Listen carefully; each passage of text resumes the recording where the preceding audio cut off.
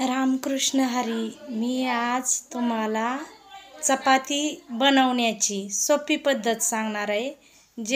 मी पहिली जी बनवायची ती पहिल्यांदा काय करायची, तेल लावून गड्या घालून ठेवायची आणि मग नंतर लाटून भाजायची. पण आता मला सोपी पद्धत माहिती झालेली आहे की कणिक पहिली मी घट मळायची आणि आता जरा पोळ्याच्या कणकीच्या थोडीशी घट म्हणजे मध्यम मळती. तर आता बघा चपाती बनवण्याची सोपी पद्धत. ही पळपूट आहे, मी कणिक मळून घेतलेली आहे. घमेल्यामध्ये का मळली तर घमेल्यामध्ये ना पटकन उंडा होतो.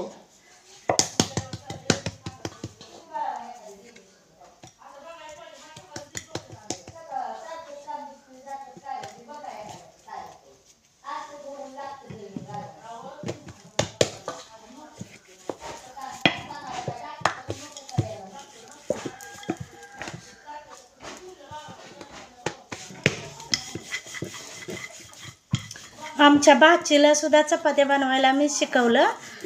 भाची आमच्याकडं होती, त्या भाचीला चपाती बनवायला मी शिकवलं.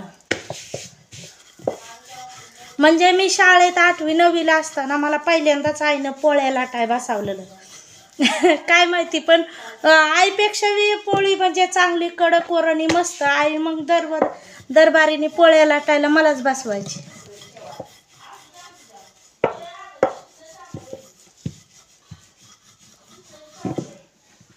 झाली 5 मिनिटात चपाती, 5 मिनिटाच्या आत लाटून तयार झाले. आता भाजायला दुसरा हुंडा.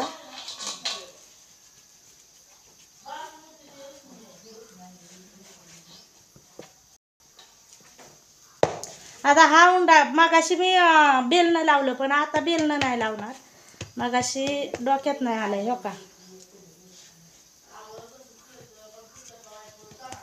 कारण आहे ना कणिक सलाम असल्यामुळं बेलनं लावायची गरजच नाही तेल लावताना. या मॅडमजी या, चपात्या करते आपल्याला खायला.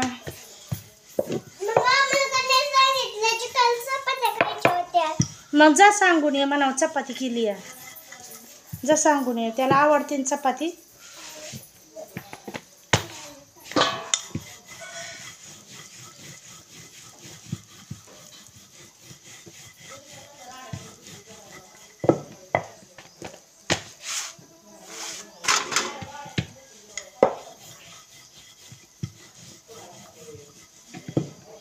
झाली ही पण लाटून तयार झाली. चपातीचं आहे ना मध्ये थोडी जाड राहिली तरी चालती, पण किनारी व्यवस्थितशीर यावं लागते. त्या किनारीत चपाती जाड राहता कामाची नाही. झाली दुसरी. लगेच मी तिसरा उंडा घेऊ शकते. आता लगेच तिसरा उंडा कसा तयार करायचा. आता तव्यातली चपाती माझी भाजली नाही. ही मुलींसाठी अतिशय सोपी म्हणजे पद्धत आहे. आता हा तिसरा उंडा मी तयार करून घेतला. आता ह्याला काय करायचं, दाबून मोठा केला. झालं.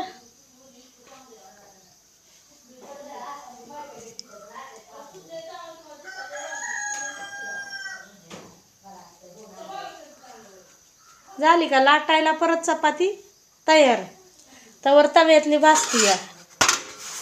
हा आली भाजली.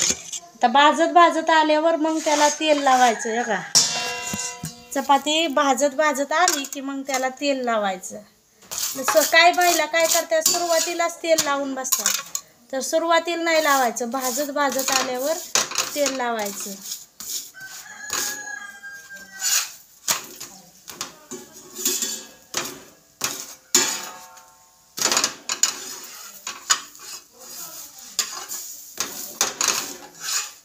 कच्ची कुठं राहिली ती पाहायचं. आता कच्ची ह्या बाजूला राहिली, आता ह्या बाजूने भाजली.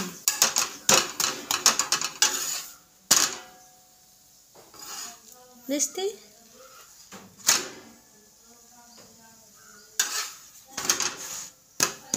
काय होतं काय महिला ना कडाकोरा तशाच कच्च्या ठेवतात. मला अजिबात आवडत नाही.